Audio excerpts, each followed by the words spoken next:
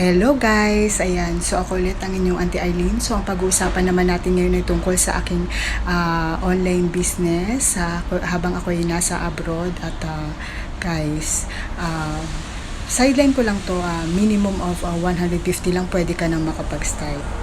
Wow! Ang galing sumayaw at ang ganda. Ganyan ang mga dugong Pilipino. So yan nga guys, bali itong isi-share ko sa inyo is ito yung aking online business. Actually ano lang to, sideline ko lang habang nandito ako sa abroad. So kahit pa konti-konti, minsan meron, minsan wala. So okay lang, at least kahit pa paano, diba? At least kaysa wala talaga. So yun, isi-share ko lang din sa inyo, baka sakaling magustuhan nyo habang kahit nasa abroad kasi tayo, pwede nating simulan to guys. Yun yung aking whitening soap, ang aking ayan.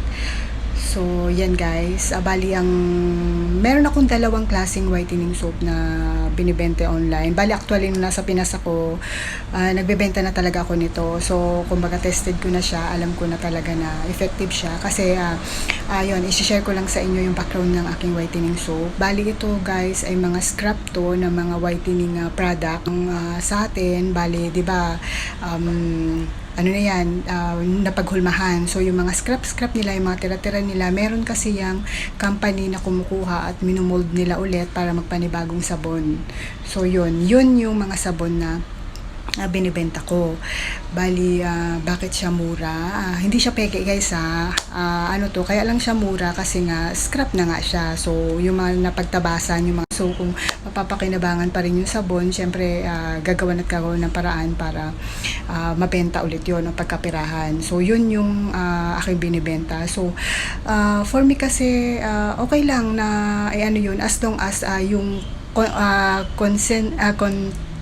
consistency ng product na yun is nandun pa rin. Kasi nga syempre, di ba, for example, magbibigay na tayo ng Kojisan, yung ganon. So yung scrap ng Kojisan, minumold nila ulit yun, tapos binibenta nila na mas mura kasi nga kumbaga wala na siyang brand name, pero yung sabon na yun ay parehas lang naman. So tinanggal mo yung packaging, yun na rin yun eh.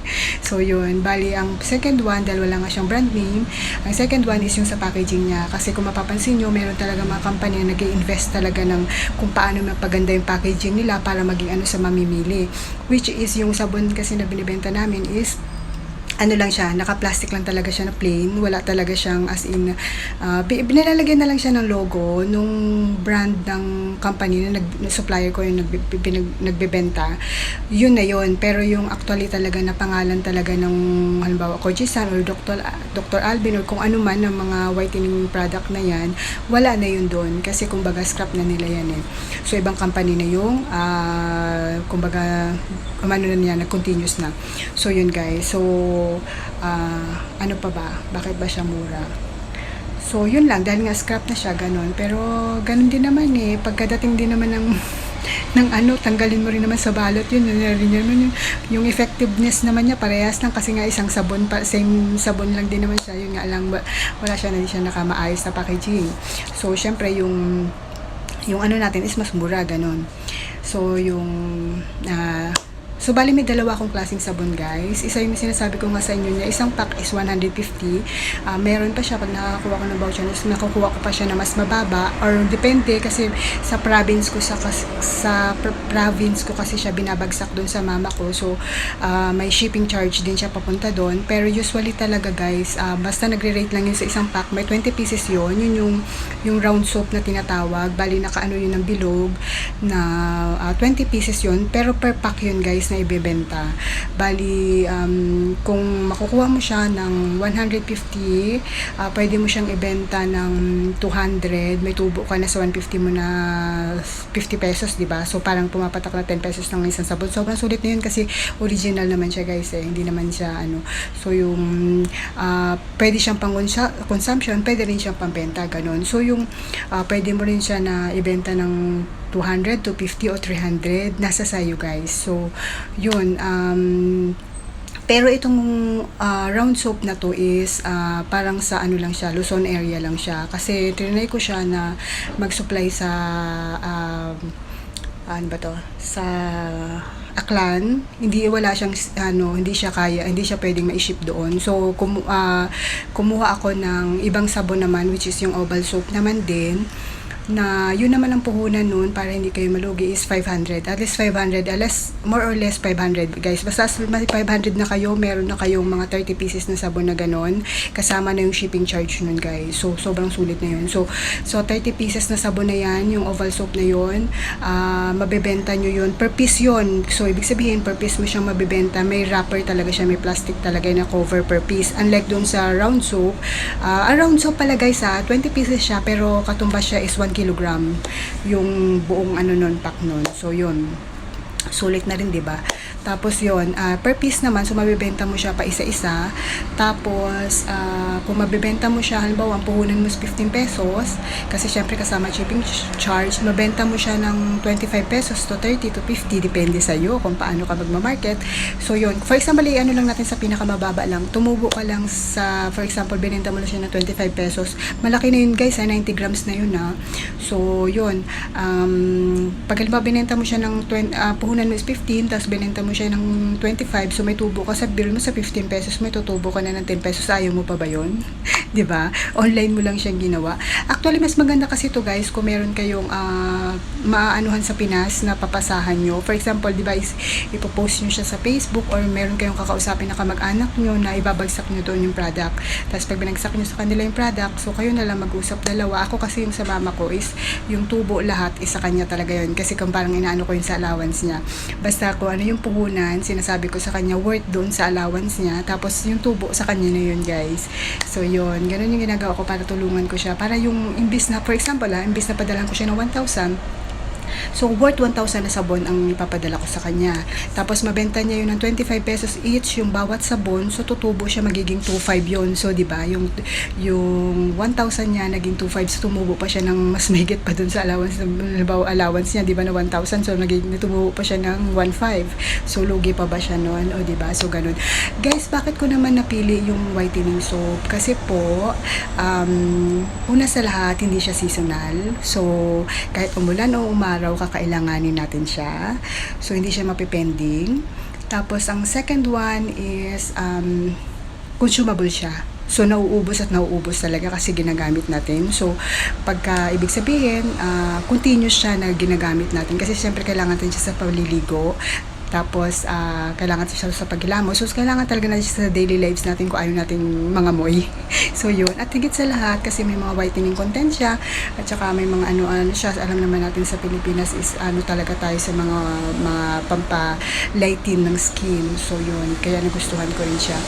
Tapos, pangalawa is kahit 150 lang o 500 lang yung puhunan nyo. Kasi depende nga. Kasi 150 is pag Luzon area lang yun. Pwede ka na makastart. Pero pag mga Visayas, Mindanao ka, at least kahit may 500 pesos ka, pwede ka na makapag-start.